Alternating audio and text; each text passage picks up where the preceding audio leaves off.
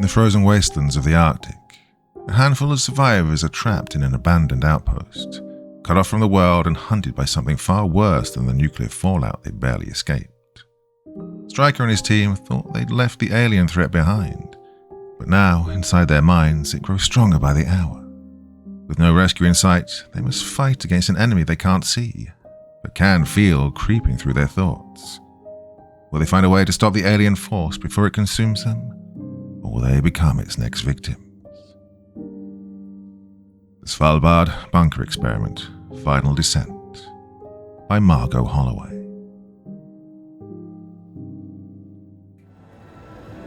It's time to sit back and relax with your favorite drink and listen.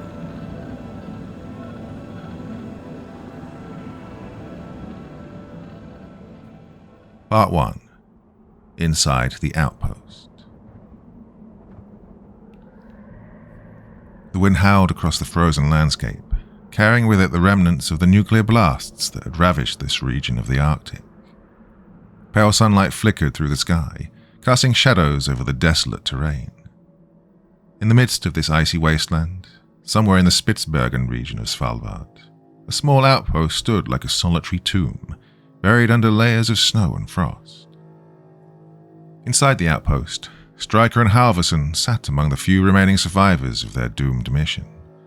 The transport that had carried them away from the blasts had brought them here, alone, on the fringes of the known world. The atmosphere in the outpost was thick with silence, broken only by the occasional crackle of the dying generator that barely kept the bitter cold at bay. Outside, the world was a wasteland, a stark frozen graveyard for anyone who ventured too far. The bombs had done their job, leaving behind nothing but shattered ice and the faint smell of ash on the wind. Stryker paced the length of the dingy room, his breath misting in the frigid air. He glanced at the others. Halvorsen, his de facto second-in-command, was quiet, her eyes distant as though seeing something no one else could. The remaining soldiers, a mere handful in total, sat huddled together, their faces drawn and pale, trying to block out the creeping unease. They all knew it, though none of them spoke it out loud. Despite their isolation from the civilized world, they most certainly were not alone. The alien presence within them, silent at first, was once again starting to make itself known. Stryker had felt it for the first time aboard the transport. It had been subtle, like a whisper at the edge of his hearing, a flicker of movement just outside his line of sight. At first, they'd all hoped that distancing themselves from the bunker would save them from the mental infestation of the alien presence. He dismissed it as exhaustion, a symptom of the unrelenting strain they'd been under since their arrival in this barren wasteland. But as the transport sped further away from the devastation, the whispers only grew louder, more distinct. And he wasn't the only one. Halvorsen had mentioned it too, a voice in the back of her mind, soft, persuasive, pulling her towards something she couldn't quite place. The others, still in shock from their narrow escape, hadn't voiced their concerns yet. But Stryker could see it in their eyes. They too were hearing the calls. Their plan hadn't worked. The alien consciousness was still with them, even after they'd left the facility in ruins. It had survived the explosions and had escaped with them. And now it was growing stronger. Finding the outpost itself had been a fluke, an old abandoned research station from decades ago. The transport had guided them here in the rush to escape the looming nuclear fallout. They'd been able to send out distress signals, hoping to receive promises to send help. But deep down, Stryker knew no help was coming. The outside world had no idea what they were dealing with. Only Stryker had been fully briefed on the true nature of the threat. And now they were completely cut off from the rest of the world. Communication equipment crackled to life once or twice a day, but all they heard was static. No rescue, no instructions, just silence. It seemed that the isolation was only amplifying the aliens' reach. "Well, how long do we wait here?" one of the soldiers, Peters, asked, his voice trembling. He'd been the most affected by the whispers, and his hands now constantly shook. His eyes darted constantly to the shadows. Stryker stopped pacing and looked at him. We wait as long as it takes for reinforcements. Reinforcements? Halverson scoffed quietly, shaking her head. We both know they're not sending anyone. Stryker remained silent. He knew Halverson was right. They weren't getting out of here. Not alive, at least. But they couldn't give in to despair, not yet. There had to be a way to fight this, to resist the alien force before it completely consumed them. As long as they kept their wits about them, they might still stand a chance. However, deep down, Stryker knew what they all feared. They weren't alone anymore, not really. The alien consciousness was inside them, moving like a shadow beneath their skin, waiting for the right moment to take control. The symptoms are getting worse, Halverson said, lowering her voice as she approached Stryker. The hallucinations, the voices, it's like it's learning from us. Stryker nodded grimly. He'd seen it too. Each of them was being pulled apart at the seams. We need a plan, he said, his voice still quite firm despite the growing tension. We can't just sit here and wait to be taken over. We'll head to the Southern Research Facility tomorrow. There may be something there, anything that can help us. And if there's nothing? Halverson asked quietly, though they both already knew the answer. Stryker's gaze hardened. Then we'll make sure this doesn't spread beyond us. Well, the others hadn't realized it yet, but deep down, they were all being hunted. Not by any physical force, but by the alien presence inside their own minds. It was subtle, insidious, and weaving through their thoughts like a parasite. The further they ran, the closer it came, the stronger it became. The small flickers of hope were rapidly dying in the cold Arctic air. But for now, they had to hold on to the belief that there was a way to stop this, a way to sever the link between themselves and the alien force before it fully took them over, before they became something else entirely. But as Stryker stared out into the endless white expanse beyond the outpost's frosted windows, he couldn't shake the growing sense of dread. The whispers were growing louder, and he feared soon they wouldn't just be whispers anymore. The small group of survivors sat huddled around a table in the outpost's common room. The air was tense, thick with the unspoken fear that had gripped them since their escape. They'd spent the last few hours discussing their options, trying to form a plan, though each of them knew the truth. There was no real plan. The outpost, buried in ice and snow, was a fragile sanctuary, and it wouldn't hold forever. Stryker stood at the head of the table, his eyes scanning the faces of the remaining soldiers. Peters, the youngest of them, was shaking, his fingers drumming nervously on the table. He'd been hearing the whispers louder than anyone else. Andrews, a former demolitions expert, stared blankly ahead, his face drawn and pale, deep bags under his eyes from sleepless nights. Then there was Halverson, who met Stryker's gaze with a grim understanding. The two of them knew the truth better than the others. They were infected, all of them. It was only a matter of time before the alien presence took full control. We need to move south, Stryker said, breaking the uneasy silence. There's a research facility not far from here. We might find something useful. Medical supplies, communications equipment, anything. And then what? Peters asked, his voice cracking. We get there, and what? We're not going home. You know that as well as I do. Stryker hesitated for a moment, his jaw clenching. One step at a time. First, we get to the facility. The silence that followed was filled with the low hum of the generator sputtering in the background, the only sound in the otherwise deathly quiet room. But beneath that hum, there was something else, something far more unsettling. The whispers. Faint at first, but growing louder, weaving through the edges of their minds like dark threads pulling tighter and tighter. Each of them could feel it, though no one dared to speak it openly. They were already too far gone. Peter suddenly stood up, knocking over his chair. His face was pale, beads of sweat dripping down his forehead despite the freezing cold. I can't, he stammered, gripping his head with trembling hands. I can't hear myself think. They're in my head. Stryker stepped forward. Peters, sit down. No, you don't understand. Peters backed away, his voice rising to a frantic pitch. They're telling me things, horrible things. I can see them in the walls, in the shadows.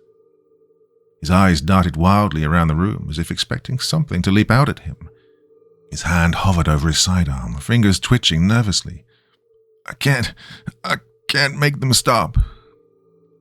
Stryker exchanged a quick glance with Halverson, who slowly rose from her seat, trying to approach Peters without alarming him further.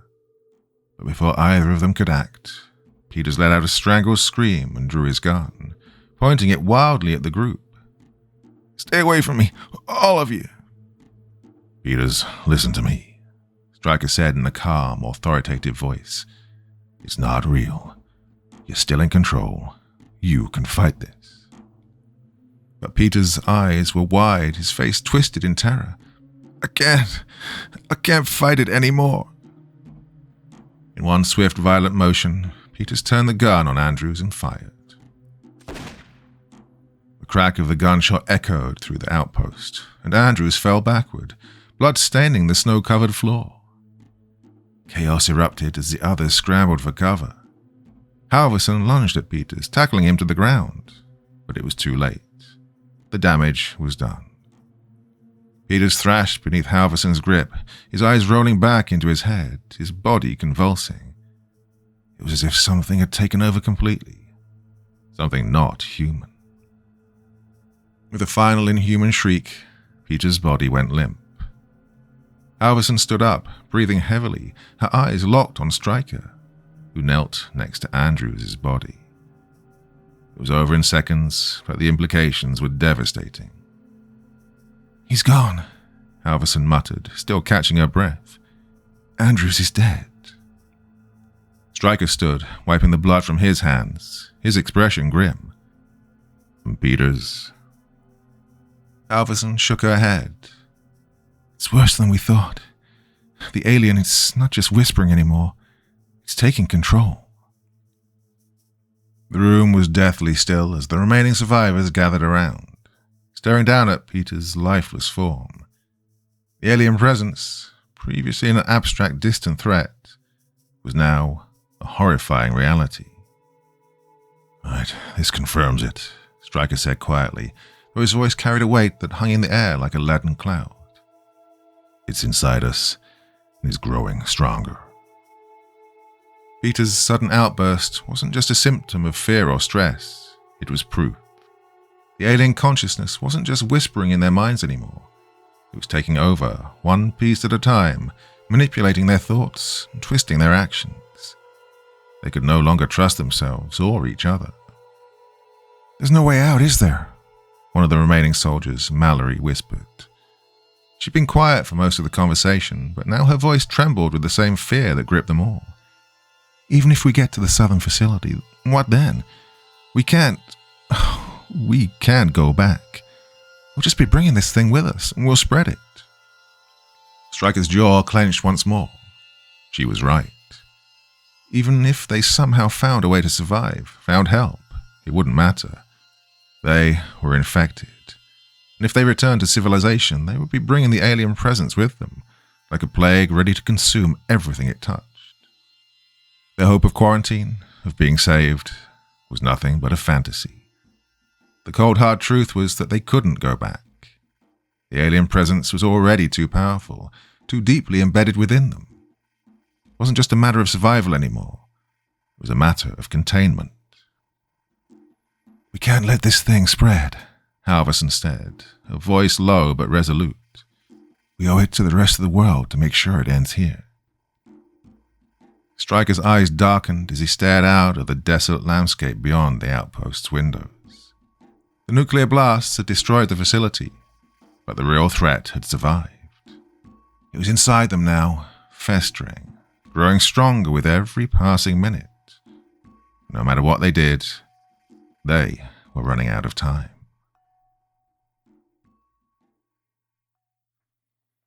Part 2. Searching. The outpost was silent, save for the howling wind that battered its walls. Stryker, Halverson, and the few remaining soldiers had taken refuge in one of the lower chambers of the facility, far from the surface. They huddled around a flickering lantern, their breaths visible in the freezing air. Despite the cold, beads of sweat formed on Stryker's brow. The alien whispers had intensified, clawing at his thoughts, twisting his perception of reality. But there was no time to dwell on it. They needed a solution, and fast. There's got to be something here, Stryker said, breaking the silence. He scanned the shadowy room, his eyes landing on a stack of old research logs, maps, and documents strewn across the floor. The facility had been abandoned for decades, but the scientists who once worked here had known more about the alien presence than anyone. Somewhere in these remains lay a clue, something that could help them stop the spread of the alien consciousness. We'll have to split up, Halverson suggested, her voice tired but firm. She knew, like the rest of them, that their time was running out. We need to cover more ground. There might be other labs deeper in the facility. They were experimenting on this thing. They must have left records or something. Or they didn't survive long enough to leave anything useful, Mallory muttered, rubbing her temples as though trying to ease the incessant drumming in her head. Maybe we should face facts. There's no escaping this. We've lost. Stryker glared at her. We haven't lost yet, but we will if we sit here waiting to die. Mallory fell silent then, retreating into her own thoughts. The whispers, the hallucinations every second, the alien's influence was growing stronger. Even now, Stryker could feel it, lurking at the edge of his mind. He pushed it down, burying it deep beneath the weight of his training and his discipline. There had to be some way to fight this. As they began their search, the group fanned out through the lower levels of the facility. It wasn't long before Stryker and Halverson stumbled upon one of the old labs, a cavernous room filled with shattered equipment, half-melted computer consoles, and the skeletal remains of the scientists who once lived here. The stench of decay was faint but present, a reminder of the lives that had been lost here. Halverson approached the control panel, wiping the frost from the cracked screen. There's something here, she said. Her fingers traced the faded but all too familiar symbols and strange language etched into the walls. Alien writing, interspersed with human notations. The deeper they searched, the more disturbing the discoveries became. This isn't just an infection, Stryker muttered, flipping through an old research log. Well, the notes were erratic, scribbled in frantic handwriting. The consciousness, it's a hive mind. The core we destroyed was just one part of it. There's more out there, maybe everywhere. Well, the implications hit them like a sledgehammer. Destroying the core hadn't ended the threat. The alien consciousness wasn't isolated to the facility or even the frozen glacier. It extended beyond, much further than they'd realized. The scientists were trying to study it. They were trying to communicate, Halverson said, her voice low as she skimmed through one of the final entries in the log. But they underestimated it. It was already inside their heads. They thought they could control it. They were wrong. Just then a loud crash echoed from down the hallway, followed by a strangled scream. Stryker and Halverson rushed out of the lab, weapons drawn, and found Mallory standing over one of the other soldiers, Rodriguez, who lay sprawled on the floor, blood pooling beneath him. He tried to attack me, Mallory stammered, her hand shaking. I didn't mean to, but he wasn't himself. The whispers, they were telling him to... he was going to kill me. Stryker's eyes darkened as he crouched beside Rodriguez's body. The alien presence had claimed him, just as it had Peter's before him. But this time the infection had progressed faster. Rodriguez's face was contorted in a twisted, unnatural expression, his eyes wide and unblinking. Whatever part of him had been human was long gone. We can't keep doing this, Mallory sobbed, sinking to her knees. "It's only a matter of time before it's one of us. What if, God, what if we can't fight it? Maybe we should stop resisting. Maybe there's a way to coexist with it, like the others were saying." "That's not an option," Halverson said coldly. "You saw what it did to Rodriguez, to Peters. Coexistence means surrender. It means losing everything that makes us human." Stryker remained silent in all this, but his mind continued to race. The alien force wasn't just infecting their bodies, it was turning them against each other. Fear and paranoia were spreading faster than the infection itself, breaking down the bonds of trust that had held the team together. "We have to keep moving," Stryker said, standing up. "If we stop, we die. If we let this thing win, the rest of the world dies with us." But his words rang hollow, even to his own ears. The truth was, they were running out of time and options. Rodriguez's death had shattered what little morale they had left. The whispers were growing louder, more insistent, and the alien presence was learning, adapting. Soon it wouldn't just be whispers. Soon it would take full control. As the group pressed deeper into the heart of the facility, tensions continued to rise. The survivors were fracturing. Some, like Mallory, were already halfway to surrender, believing that they could somehow coexist with the alien force. Others clung to the hope of stopping it, but even they were losing faith. It was Stryker who held them together, though barely. He and Halverson exchanged wary glances, knowing that the group's unity was fragile at best. If they were to survive, they had to stay focused, stay strong.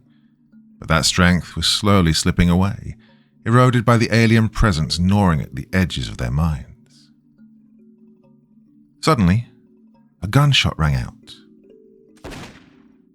Stryker whipped round, his weapon raised, just in time to see another soldier, Reese, collapse into the ground. Mallory stood over him, her eyes wide and unblinking, the smoking gun still clutched in her hands. "I had to," she whispered, her voice hollow. "I had to stop him before he... But Stryker knew the truth. Reese had never been a threat. Mallory was the one who'd snapped, her mind pushed to the breaking point by the alien presence. With a heavy heart, Stryker raised his weapon and took aim. "I'm sorry, Mallory." Her expression softened. For a moment, she looked almost peaceful. Then Stryker pulled the trigger. As her body fell to the ground, the group stood in stunned silence. The alien consciousness had claimed another one of them, this time without even lifting a finger. They were fighting a losing battle, and now their numbers were dwindling. Stryker lowered his weapon, his hands trembling. The survivors were falling apart one by one. If they didn't find a solution soon, there'd be no one left to save. Stryker and Halverson, along with the remaining survivors, had been holed up in the depths of the Arctic outpost for days. The ice-crusted walls now felt as though they were closing in on them, and the unrelenting wind outside howled like a predator circling its prey. For days they'd endured the mental strain of the alien consciousness, the constant whispers and the distorted memories that played over and over in their minds like a broken record. As they continued their desperate search through the remains of the facility, Stryker and Halverson began to experience an overwhelming surge of alien visions. They were no longer just brief flashes of confusion, but fully formed scenes from a life not their own. Alien landscapes, vast structures buried under ice, twisted forms moving silently through ancient halls. First, they struggled to comprehend what they were seeing, and then the horrifying truth settled in. Through the manipulation of the alien consciousness within them, the two realized that these weren't just memories. They were glimpses of the future. The alien presence was waking up, and it was preparing to send a signal, a call to its dormant kin still buried beneath the Arctic. Stryker's blood ran cold as he pieced together the fragments of information. If the signal was sent, every alien entity buried in the ice would awaken. It would be the beginning of an invasion. The infection they now carried would spread far beyond this outpost, far beyond the Arctic. It would consume the world. Worse still, the connection to the alien hive mind was growing stronger. Halverson, more susceptible to the influence than the others now, could feel the alien presence tightening its grip on her thoughts, pushing her towards madness. It wasn't just a takeover, it was an expansion. The alien force wanted to become one with all living things on Earth. Part 3. A Plan of Desperation. In the aftermath of this revelation, the survivors were left reeling. Panic began to bubble under the surface as they realized the full scope of the alien agenda. They gathered in the makeshift command room, the glow of a single dim lamp casting shadows on their faces. Stryker, trying to keep his own crumbling sanity in check, outlined their only course of action. "Right, we have one shot at stopping this," Stryker said, his voice low but commanding. "We need to destroy the remaining alien technology, whatever is facilitating the signal. But I'm not going to lie, doing this will mean there's no coming back." The room fell into a thick silence as the weight of his words settled over the group. They all knew what he meant. The Arctic was now a true wasteland. The nuclear blasts had rendered the surrounding environment inhospitable, cutting them off from any potential rescue. Destroying the alien technology meant severing the aliens' ability to communicate, but it also meant sealing their own fate. Halverson was the first to speak up. "We can't let it spread. If it means dying here to stop it, that's what we have to do." A few of the others hesitated, fear etched on their faces, but no one disagreed. Deep down, they knew they could not return to civilization, not like this. They had become infected, tainted, their minds no longer entirely their own. To walk among others was to risk spreading the aliens' influence. There was no safe haven for them anymore. Halverson continued. "The only good thing to come from having the aliens inside my head is that I know more than they should have given away. If I'm interpreting this correctly, the central core of their network is here, in this very facility. Find it, and we can end them right here." Stryker mapped out their plan. They'd split into groups, one to locate the central alien core where the signal was being prepared, and the other to plant explosives at strategic points throughout the facility, ensuring the complete destruction of the alien technology. It was a suicide mission, but they had no choice. Every moment wasted brought them closer to the aliens' endgame. As they moved out, the survivors felt the cold grip of inevitability tighten around them. The alien presence was stronger than ever now, and it knew what they were planning. Strange sounds echoed through the halls, disembodied voices calling their names, mocking them, daring them to try to stop the unstoppable. The clock was ticking. Either they destroyed the alien threat now, or the world as they knew it would be lost. Stryker and Halverson led what was left of their fractured team through the frozen labyrinth of the alien facility. Their breath crystallized in the freezing air, the walls now shifting with eerie light as they neared the central core. It was buried deep beneath the Arctic ice, hidden from the outside world for millennia, waiting for its moment to strike. The facility was a tomb, cold, silent, and full of the lingering presence of the alien intelligence. The closer they got to the core, the more their minds were bombarded with visions, distorted memories, and maddening voices. Each step felt like a fight against gravity, their bodies slowing as the alien force tightened its grip on their minds. In the distance, the central core pulsed faintly. It was not some monstrous structure, but a sleek, unassuming sphere of alien technology, dormant but alive. Around it, wires and conduits stretched out like veins, connecting it to the facility's systems and to the infected survivors themselves. Stryker looked to Halverson. Her eyes, once sharp and determined, flickered now with uncertainty, the alien presence gnawing at the edges of her mind. They had precious little time. He nodded, and she set to work planting the explosives. But the alien force wasn't going to let them go quietly. One of the team members, Matthews, once a quiet but reliable soldier, turned on them without warning. His eyes were glazed over, fully under the alien's control at this point. He lunged at Halverson, his hands outstretched, fingers clawing for her throat. Stryker reacted instinctively, firing a single shot. Matthews collapsed to the floor, a strange inhuman cry echoing from his lips as he died. More of the infected soldiers followed, their bodies moving with unnatural speed and strength, no longer their own. Stryker and Halverson fought back with everything they had, gunfire ringing through the cold halls as they desperately tried to finish planting the charges. Every death weighed on Stryker, but there was no time to grieve. He could feel the alien presence pulling at his thoughts, tugging at the corners of his sanity, whispering promises of survival if he would just stop fighting. Then, without warning, it hit them both, like a tidal wave crashing through their minds. The alien consciousness surged forward, overwhelming Stryker and Halverson with a sudden, brutal force. Their vision blurred, the icy facility warping into a nightmarish landscape of flickering lights and shadowy forms.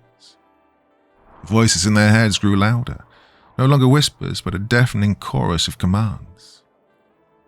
"Submit," the alien voice boomed in Stryker's mind. "And you will live. You will thrive." Stryker dropped to his knees, gripping his head, trying to drown out the relentless assault on his thoughts. Oh, it showed him a future, one where he wasn't a doomed man in a frozen wasteland, but a ruler in a world reshaped by the alien presence.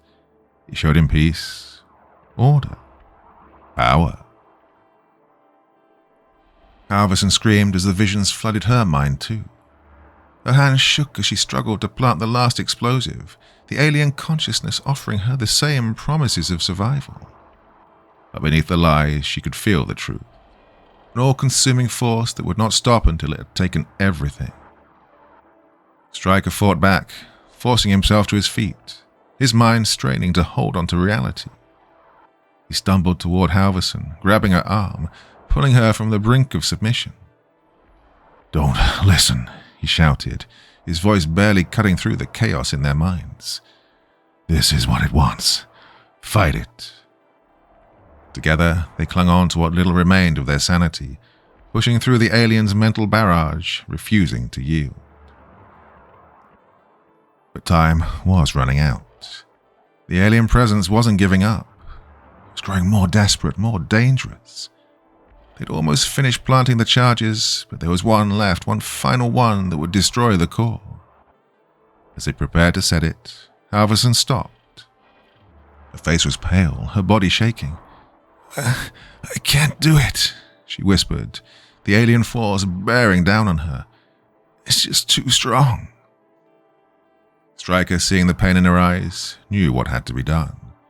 He couldn't plant the final charge and hold off the alien-controlled soldiers at the same time. And Halverson, she wouldn't make it. "You go," Stryker said, his voice breaking. "I'll cover you." Halverson shook her head. "No, we do this together." But Stryker had already made up his mind. He stepped toward the soldiers, his weapon raised. "Get the final charge in place, Halverson. This is the only way." Tears filled her eyes as she nodded, understanding the weight of his sacrifice. With a final glance, Stryker charged at the oncoming soldiers, firing relentlessly, buying Halverson the time she needed. He fought like a man possessed, a battle cry echoing through the facility as he threw himself into the fray. Halverson sprinted to the core, setting the final charge. Oh, she could hear Stryker's screams, his last stand against the alien forces, as she pressed the detonator.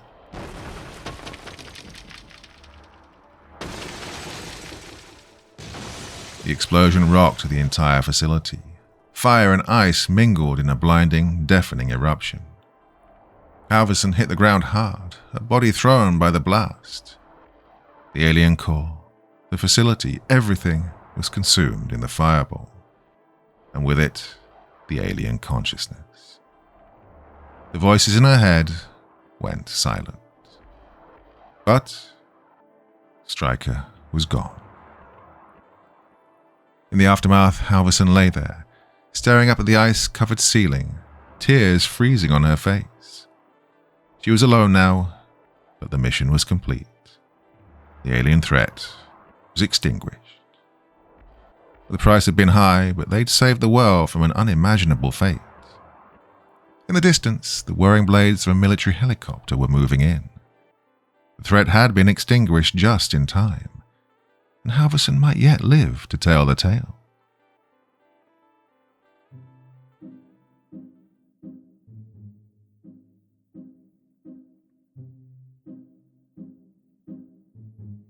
Well, my dear friends, at the end of the second episode, it looked like they had no chance at all.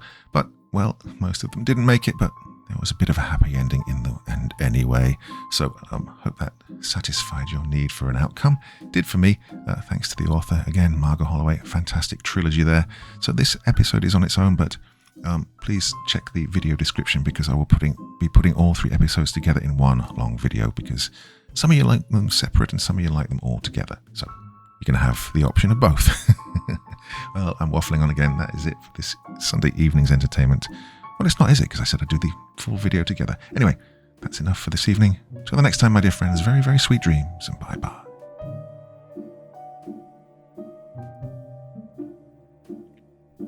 Thank you so much for taking the time to listen to this story today. It really means a lot to me and to the author of the story, of course. Well, if you want to know more about me, I'm pretty much everywhere on social media. You can find me on Facebook, Twitter, Instagram. You can download my music on SoundCloud. I've got a Patreon if you feel like. Throw me $1 or $2. Very much appreciated. And of course, on Reddit, I have a place where you can leave stories if you want me to read one that you've written. Well, hoping to see you all again very soon. Till then, sweet dreams, and bye-bye.